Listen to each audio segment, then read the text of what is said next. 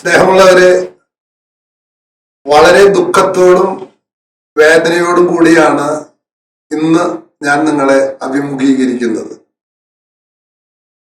Syro Malabar സഭയുടെ തലവനായ നമ്മുടെ കർദിനാൾ മാർ ആലഞ്ചേരിയുടെയും മാർപ്പാപ്പയുടെ പ്രതിനിധിയായ കാർദിനൽ സാന്ദ്രിയുടെയും കോലം എറണാകുളം രൂപതയിലെ ചില അൽമായരുടെ നേതൃത്വത്തിൽ കത്തിച്ചു എന്നുള്ളത് വളരെ ദുഃഖത്തോടും അമർഷത്തോടും കൂടിയാണ് ഞാൻ പ്രതികരിക്കാൻ ആഗ്രഹിക്കുന്നത്.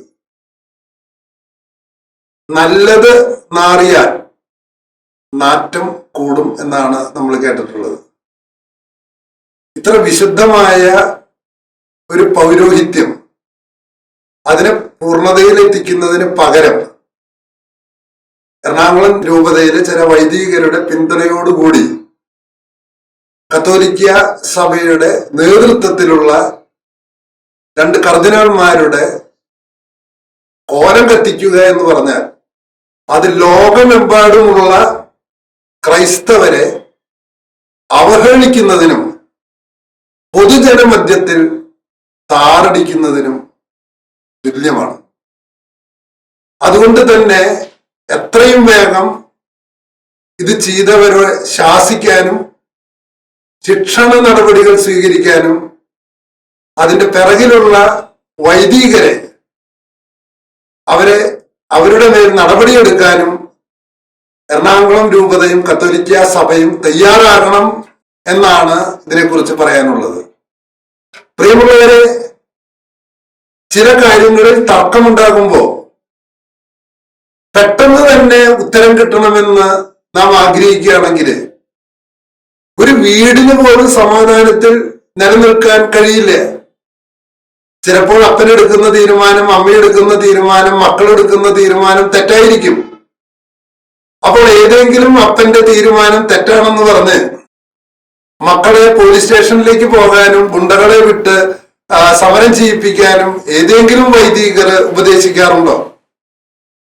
അങ്ങനെ വൈദികർ ഞങ്ങളോട് ഉപദേശിക്കുന്നില്ല എങ്കിൽ നിങ്ങൾ മറ്റാൽമാരോടും വൈദികര് തന്നെ സ്വയം തീരുമാനമെടുക്കണം. ഇത്തരത്തിലുള്ള കോലം കത്തിക്കൽ, ഗുണ്ടാ പ്രവർത്തനങ്ങൾ നടത്തുന്നത് തെറ്റാണ്. അതില്ല എങ്കിൽ ഈ പ്രവൃത്തി കൊണ്ട് എന്താണ് സംഭവിച്ചത്? മാർപ്പാപ്പയുടെ പ്രതിനിധിയുടെ കോലം കത്തിക്കുക, സഭാ തലവന്റെ കോലം കത്തിക്കുക എന്നത് വഴിയായിട്ടുണ്ടായിട്ടുള്ള ഏറ്റവും പ്രധാനപ്പെട്ട കാര്യം മറ്റുള്ളവരുടെ മുമ്പിൽ നമ്മൾ ക്രിസ്ത്യാനികള്, സുവിശേഷം പ്രഘോഷിക്കുന്നവരൊക്കെ അപഹാസ്യരായി തീരുക എന്നുള്ളതാണ്. ഇത് ലോകമെമ്പാടുമുള്ള അനേകം മലയാളികളായ ക്രൈസ്തവര് ജീവിതം പോലും ഉപേക്ഷിച്ചിട്ടാണ് സഭയ്ക്ക് വേണ്ടി പ്രവർത്തിച്ചുകൊണ്ടിരിക്കുന്നത്. അത്തരം ഒരു ഘട്ടത്തില് ഒരു തീരുമാനമെടുത്തതിൽ എതിരഭിപ്രായമുണ്ട് എന്നതുകൊണ്ട് ആ എതിരഭിപ്രായമുള്ള തീരുമാനം ഇപ്പൊ തന്നെ നടപ്പിലാക്കണം എന്നാണോ വിശുദ്ധ ഗ്രന്ഥം നിങ്ങൾക്ക് പഠിപ്പിച്ചു തന്നിട്ടുള്ളത്? അപ്പസ്തോല നടപടികളിലെ ചില യഹൂദന്മാര് അനനിയാസ് എന്ന് പറയുന്ന വൃദ്ധനായ ഒരു പുരോഹിതന്റെ പക്കൽ ചെന്ന് പറയുന്നുണ്ട്, ഇതാ ക്രിസ്തുവിന്റെ പേരിൽ പുതിയ ഒരു മതം വന്നിരിക്കുന്നു, അത് ഞങ്ങളിപ്പോ തന്നെ അതിനെ കൈകാര്യം ചെയ്യട്ടെ. ആ വൃദ്ധ പുരോഹിതൻ പറഞ്ഞതെങ്കിലും നമുക്ക് വചനം കേൾക്കാം. എന്താണ്? നിങ്ങൾ കാത്തിരിക്കുക, അവര് പറയുന്നതാണ് ശരിയെങ്കിൽ കാലഘട്ടത്തിനെ അതിജീവിച്ച് നിലനിൽക്കും. നിങ്ങൾ പറയുന്നതാണ് ശരിയെങ്കിൽ നിങ്ങൾ പറയുന്നത് നിലനിൽക്കും. അതുകൊണ്ട് ക്ഷമയോടെ കാത്തിരിക്കുന്നതിന് പകരം, സഭാ നേതൃത്വത്തിന്റെ തീരുമാനത്തെ അംഗീകരിച്ചുകൊണ്ട് കാത്തിരിക്കുന്നതിന് പകരം ഇപ്പോൾ തന്നെ ചെയ്യണമെന്ന്, ഇപ്പോൾ തന്നെ ഞങ്ങൾക്ക് മറുപടി കിട്ടണമെന്ന് പറഞ്ഞ് ഏത് വൃത്തികെട്ട മാർഗവും അവലംബിക്കാൻ ശ്രമിക്കുന്നത് തികച്ചും ഹീനമാണ്, ക്രൈസ്തവ വിരുദ്ധമാണ്. ലക്ഷ്യം മാർഗത്തെ സ്വാധീകരിക്കുന്നില്ല. നിങ്ങളുടെ ആഗ്രഹങ്ങളും നിങ്ങൾ പറയുന്നത് ഒരു പക്ഷേ ശരിയായിരിക്കാം. ആ ശരിയായിരിക്കുന്നതിന് അതിൻ്റെതായ മാർഗമുണ്ട്. ആ മാർഗത്തിൽ ശരിയായില്ലെങ്കിൽ കാത്തിരിപ്പുണ്ട്. എത്രയോ കൊല്ലങ്ങൾ കഴിഞ്ഞിട്ടാണ് ചില കാര്യങ്ങൾക്ക് ഉത്തരമുണ്ടാകുന്നത്. അതുകൊണ്ട് ദയവ് ചെയ്ത് എറണാകുളം രൂപതയിലെ വൈദികരോടും അൽമായരോടും ഒരേ ഒരു ഉപദേശമേ ഞങ്ങൾ അൽമായർക്കുള്ളൂ. ഈ ലോകം മുഴുവനിലുള്ള കത്തോലിക്ക കോൺഗ്രസിന്റെ നേതാക്കൾ ആൾറെഡി പ്രസ്താവിച്ചു കഴിഞ്ഞു, ഞങ്ങൾ ഇതിനെ അപലപിക്കുന്നു. മറ്റു സഭാ വിഭാഗങ്ങളിലുള്ളവർക്ക് അവർ സങ്കടപ്പെട്ടിട്ട് നിൽക്കുന്നത്.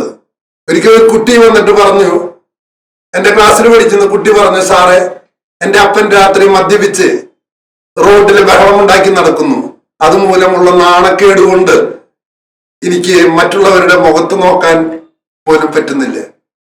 ഇത്തരത്തിലുള്ള അപഹാസ്യകരമായ കാര്യങ്ങള് വൈദികരുടെ പ്രേരണയോടുകൂടി ചില അൽമായര് ചെയ്യുമ്പോൾ ലോകം മുഴുവനുമുള്ള ക്രിസ്ത്യാനികൾക്ക് മറ്റുള്ളവരുടെ മുമ്പിൽ പരിഹാസ്യരായി പോകുന്ന ഈ അവസ്ഥയെ ഒഴിവാക്കണം. ഇനിയെങ്കിലും എറണാകുളം രൂപതയിലെ വൈദികർ, അൽമായരും ഇത്തരം പ്രവൃത്തികളിൽ നിന്ന് പിന്മാറണം. ഇതാണ് ഞങ്ങൾക്ക് നിങ്ങളോട് അഭ്യർത്ഥിക്കാനുള്ളത്. ഇത് അൽമായരുടെ സ്വരമാണ്. ലോകം മുഴുവനിലുള്ള ബഹുഭൂരിപക്ഷം അൽമായരും സഭയിൽ സമാധാനം കാക്ഷിക്കുന്നു, സീറോ മലബാർ സഭയിൽ ഐക്യം കാക്ഷിക്കുന്നു. നിങ്ങൾ പറയുന്നത് ശരിയാണെങ്കിൽ കാത്തിരിക്കൂ. ഇത് സത്യമാണെങ്കിൽ കാലഘട്ടത്തെ അതിജീവിച്ച് അത് പുറത്തു വരും.